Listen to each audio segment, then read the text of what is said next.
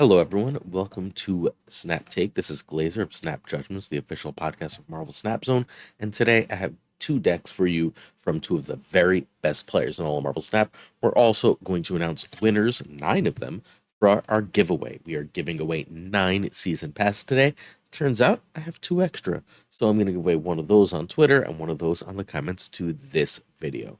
Before we go any further, I'm not going to tell you why to sub yet. I know that's how I usually introduce that, but I want to introduce our deck's creators. We've got the best deck builder and player in the game, Lamby Series TV, Lamby Series GG. Lamby's got a lot of subtitles at the end of his name. He's the best player in the game. He released this new deck. It's got a 65% win rate. It's completely busted. It is Sandmanless ramp that goes Galactus and Alioth. It's super great. And D Money has an Alioth Loki deck that is just absolutely killer.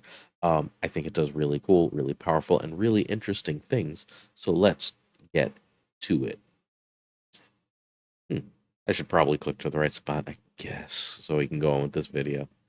All right.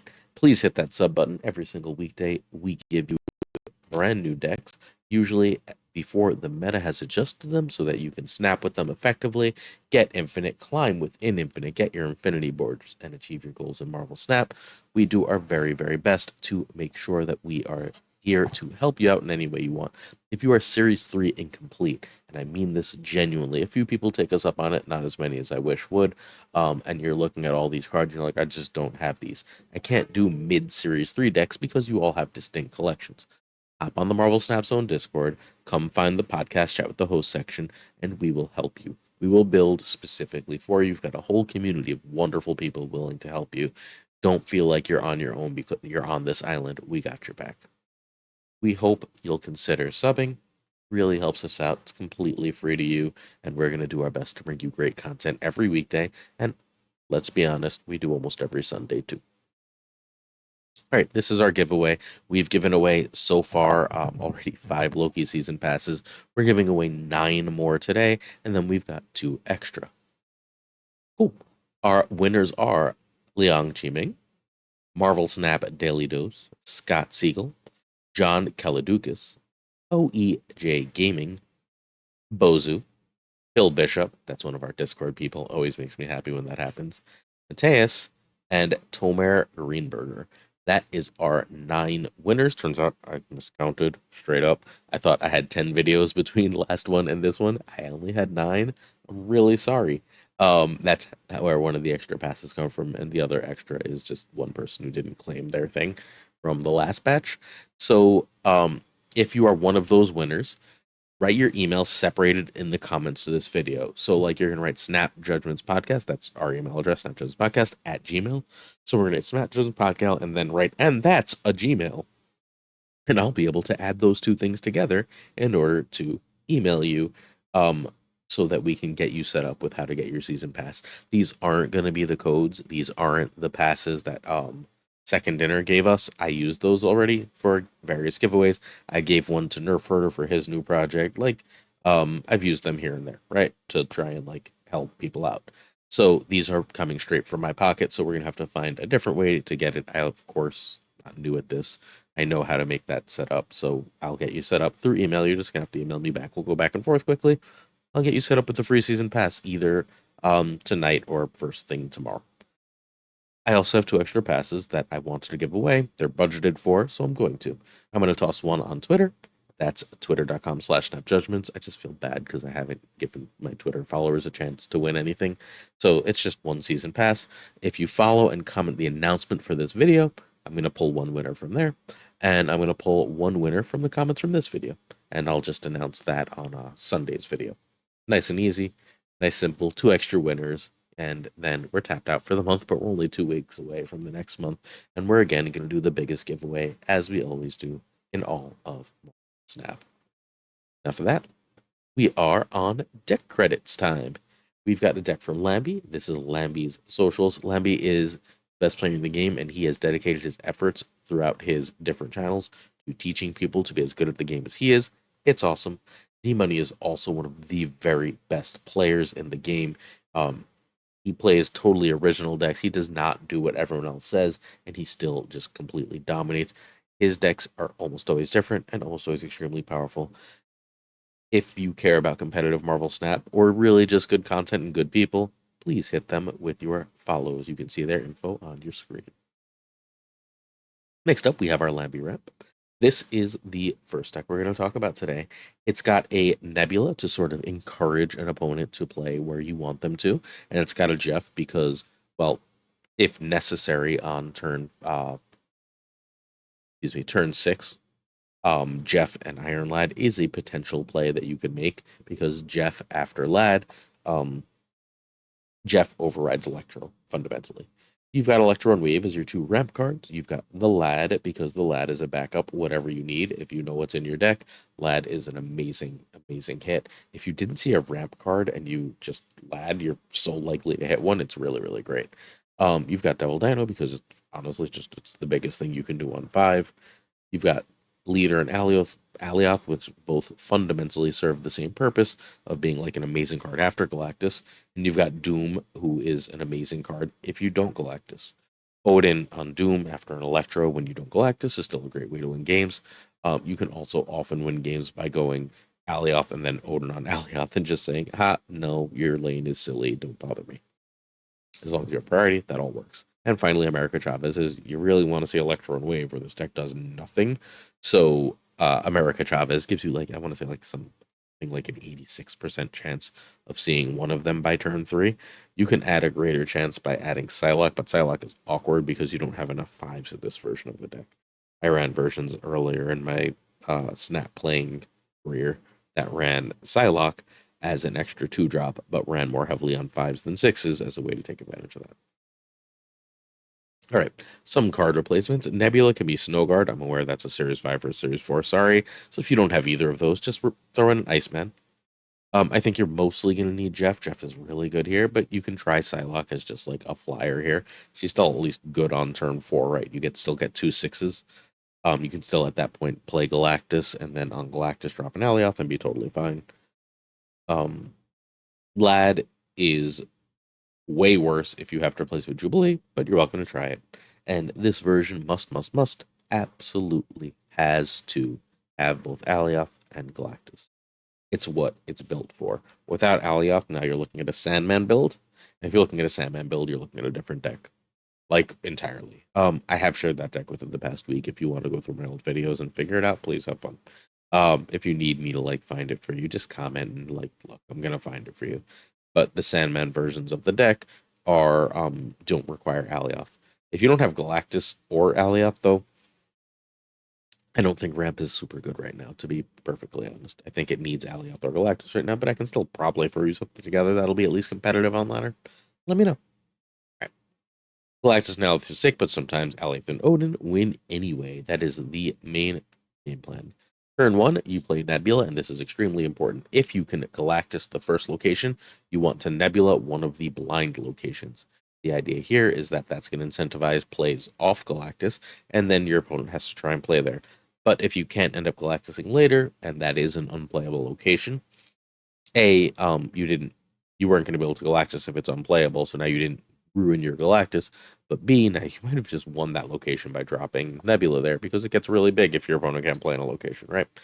Turn 2 is do, and if you don't know what that is, you don't have kids. But there's only 1 2-drop in the deck, folks. Figure out what it means. Turn 3 is Electro or Wave, and let's talk about if you Electro. If you Electro, you're turn 4. I don't know if you can hear my cat, but my cat has decided it's bedtime, so I must hurry. Turn 4, we've got Electro. Turn 3, we've got Electro, which means we're going to Dino on turn 4 or play Iron Lad as a general rule. Dino is going to invite a Shang-Chi, but it's fine. It's not the end of the world. You're mostly using Dino as a distraction to get your Galactus set up.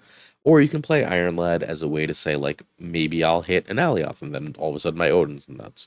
If you hit a Doom, like, you're not thrilled, right? Like, because now you can't Galactus, but, like, hey, it's still a turn 4 million power play, right? Cool. If you Electrode into Dino or Lad, then turn 5 you want a Galactus. As a general rule, you want to drop Galactus on turn 5. You can also technically drop Doom to then drop you can also then drop Doom or Alioth to drop Odin on that last turn. Both of those are totally fine too. You can even drop leader to Odin on that. Basically, if you're not Galactusing, you want your turn 6 to be Odin. Simple enough? Okay. And then last turn, you would love to play Alioth if you play Galactus. If you went Wave on turn 3, then you're spending turn 4 playing Galactus. Turn 5, you're playing Dino or Lad. And turn 6, you're playing Alioth or Leader. It's a much more linear play because you don't have as many 6s to play, right? You go 6, 5, 6 instead of 5, 6, 6. So it's harder to like pull off a bunch of combos. Electro is way better than Wave in this deck, but it's still, both are still very, very good. You can conceivably wait an extra turn and play Wave on 4 into Galactus to throw them off. And once you've done that, you can just Alioth and still usually win. Remember, Galactus usually wins you priority, which means Alioth isn't even letting them reveal anything, and then the game's over. It's going to kill anything they play there. It's literally like completely insane how strong that combo is right now. All right, that is the turn by turn for this deck. And now for everyone's favorite or least favorite part of this the recent videos, variant talk. We've got our hip count for the day. We've got 4 Dan hip art. We've got Nebula. I've got like 3 or 4 different Nebulas, including Spotlight, but the hip is best. I don't know if you know this, but that eye lights up and unlights in your hand as it's there. You've got Alioth, who apparently looks like Gengar, the Pokemon. I've been told that Alioth. We've got our wonderful Wave, the key to the deck, and that is the best Wave, despite the new one being great. And we've got the best Iron Lad. I don't like the realistic armor looking one. As you can tell by my love of hips, I really love cute art. I'd somehow not say Jeff. Excuse me. I've got 5 because this Jeff is one of the very few cards I've ever opened a Spotlight cache for that wasn't for a card, because that Jeff is amazing. Okay, I love cute cards, and this is an adorable Devil Dinosaur. I also like that this feels like it actually could be from a comic. I have this Electro. This is my favorite Electro. The pure electric one is really cool, but it feels like it could be multiple things. Well, this Electro feels very Electro. Got a comment yesterday that the best Doom was the Baby Doom, and while I love Scotty Young, he's not playing with Fantastic Four toys, which is just wrong for Doom. So this is the best Doom because it's also from the Future Foundation run, the Hickman run, which is the best Fantastic Four run. I don't have a leader variant, Sag. There's just not one I love enough to buy, so when I open one, I'll use it, but like, whatever. I did buy this Galactus at some point because, again, we're talking Hickman Fantastic Four, that which I think this is actually later, but Lifebringer Galactus is the best. So that's what we've got. I don't technically have this Odin. No one really has this Odin, but I don't have an Odin variant, and we'll all get this by the end of the month for playing Conquest, and I play enough Conquest, so that's going to happen. And we've got America Chavez. I've got this in Pixel America Chavez. I don't think either are the very best, but they're both good. And I have this one nice and gold, so I'm all happy. That's variant talk for this deck. Let us keep it going. Next, we have D-Money's Lokioth. And to the person who loves telling me I'm saying Alioth wrong, because it's Alioth, I get it. I don't care. I like the way Alioth sounds better, because in my head, whenever I see the card, I do the stupid little Sephiroth song, and it makes me giggle. So I'm going to call it that. All right. This deck is awesome. It's basically create a bunch of cards, and then you can Loki them away for a huge, huge hand, and then play their deck for cheaper than they can and win. This deck has an awesome backup plan, though, that everything else doesn't. It's got the backup plan of just create a bunch of cards, don't Loki, and if you create good cards, you can get ahead, and then Alioth locks in your victory. It's really good. I'd like to note before we go any further, though, that Collector is now a 2-0. He was nerfed yesterday. If you want a whole bunch of OTA decks, I put out 18 decks with different OTA cards yesterday. Just check yesterday afternoon's video. That's all there for you. Collector is worse. He's still going to be great in a deck like this. So, Agent 13 creates a card. Snowguard creates 2 cards. Cable creates a card. Mirage creates a card. Olsen creates 2 cards. Fury creates 3 cards. Loki replaces your whole hand full of cards. It's still going to be an 8 to 10 power card fairly often. It's just not going to be huge. And the mirrors, it sure don't care, where it can be like a bajillion power. Collector's still great for this kind of deck, I'm pretty sure. If you are not playing Loki, you're looking to get Quinjet out and Collector out, make cards, and then play the best of them. It's unfortunately hard to plan that way, but as you play more and more of these cards, you're going to get a feel for them. And as you get a feel for them, you win games. Also beautiful about this deck, you've got both Snow Guard and Scarlet Witch. So you can get rid of negative locations. You could even, like in a location that you can't play at, that's going to be a problem. You could play Snow Guard the Hawk and then Scarlet Witch it into something else, so you can later play other cards there. So you can take away an opponent advantage or whatever you really want to do. Very powerful.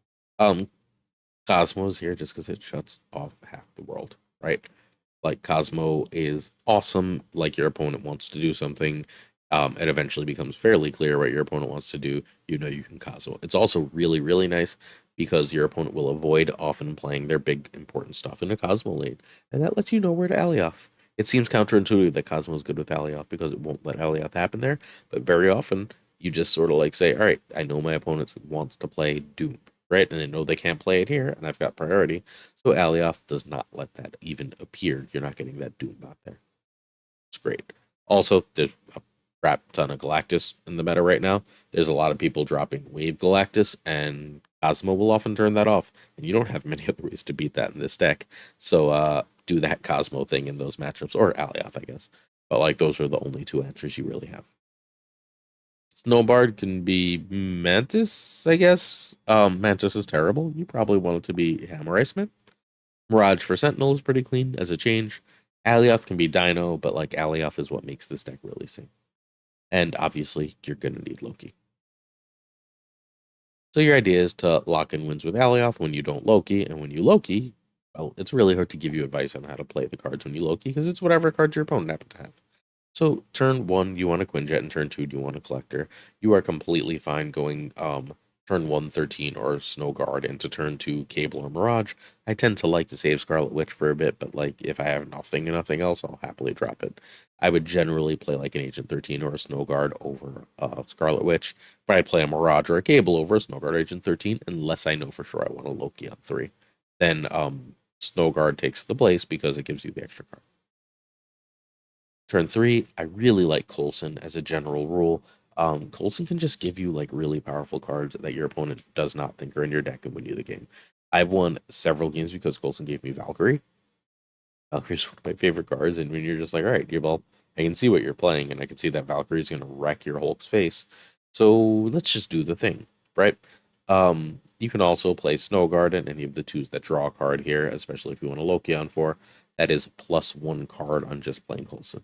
Worth knowing, because if you're not going to play the cards, then just go the other way. Also, worth knowing, if you had Quinjet out, you could then on turn 4 play Loki and one of the Snow Guarded cards because they'll cost 1 now. Turn 4 is Loki, and again, we're going to sort of ditch the like advice for Loki now, because once you Loki, your whole game is off, right? Like you're not playing the cards anymore. So you want a Nick Fury or play a Coulson card on turn 4, basically always. If you did Snow Guard in a drawing too, hopefully you drew something that you could use with one of your Snow Guard cards. Turn 5, you want to play Fury. If a Fury card if you can with Quinjet, you're getting a 6 out early. If not, you always have a Coulson card you can play, or you can just start to go wide. You can start to hand dump. And your goal in hand dumping is to get ahead enough to make it predictable. Like try and go really tall in one lane so they can't compete with you, so that you can make it really predictable in one other lane. And that's where you drop Alioth, and that's GG. Time for our show-ending variant talk. This is the best Quinjet, although the new one's really good. I accidentally got the Snow Guard because it took me an obnoxious 4 dashes to get my Alioth, but like I don't have a Snow Guard variant, so I guess I'm fine. I really like this Agent 13, Captain America, Iron Man, Agent 13. I think it's really cool, and I wish I had the Coulson with the Captain America shield to go with it so that the agents could be a set. But instead, I'm stuck with this very un-Agent 13 feeling card. I've never really, Agent 13 has never really struck me as super buff under everything, and it's just, I don't know. I'm not against a random hot man art, but like it just feels like they picked the wrong character. I think Young Cable is a fairly terrible character, but the art on this one is great. I sadly need a Mirage. Our hip count for this deck is a sad low 2 of only Alioth and Fury, but I did buy this Fury like 2 frickin' days ago. It's great. We'll all have this Loki again. And now perhaps you can hear my cat scratching a couch as I try and figure out how to get him to stop. So I'm going to rush this video.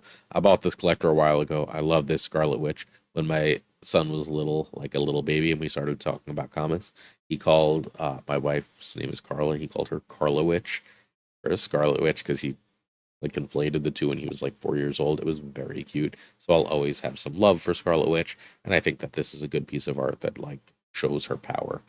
Um, and I have the season pass Cosmo that's also really good. But this summer vacation variant swimming with a bunch of dolphins is adorable and looks really cute. Um, I'm all for it. Like, there's not bad Cosmo art. Cosmo's an incredible character and a very good boy.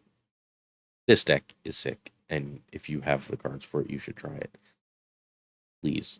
Like, I don't think you'll be disappointed. This is this and the Lambie deck, the Lambie Loki deck, I think, are probably the two best Lokis right now. A little obsessed right now with like a Loki hit monkey thing. It's close, not quite there, but it's close. So we'll talk more about that at some point soon. All right. Hopefully you found value. You watched this long, you might as well sub. We do this every day. I think this was interesting. Hopefully it was informative. Hope you learned something. Hopefully you had a good time. Enjoy your Saturday. I already made the slideshow for the video I'm doing Sunday. It's Sunday all the time. It's Agatha all the time. See you soon. Thanks for watching.